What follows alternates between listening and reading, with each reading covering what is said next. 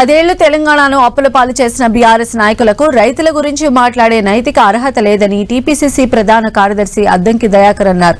రాష్ట్రాన్ని దివాళా తీయించి వాళ్ళ రైతులపై మొసలి కన్నీరు కారుస్తున్నారని ఆగ్రహం వ్యక్తం చేశారు. రైతు రుణమాఫీపైన చర్చకు ఎక్కడికి రావడానికైనా తాము సిద్ధమని అద్దంకి దయాకర్ అన్నారు.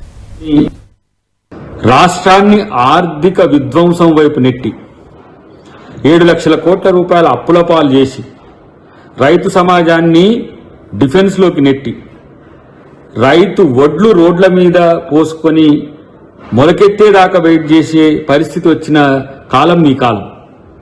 రైతుకు బోనస్ ఇవ్వడమే కాదు, వ్యవసాయ పనిముట్లకు సబ్సిడీలు ఇస్తున్నాం. ఇలా ప్రతి ఒక్క రైతుకు భరోసా కల్పించే ప్రయత్నం ఈ ప్రభుత్వం చేస్తుంటే ఇలా మీరు సవాళ్లు విసురుతున్నారు. ఇలా సవాళ్లు విసిరే మీరు రండి, బహిరంగ సవాల్కు రండి. రైతు సమాజానికి మీరు 9.5 సంవత్సరాల్లో మీరు చేసింది ఏంది, సంవత్సరం 3 నెలల్లో మేము చేసింది ఏంది అనేది తెలుస్తుంది.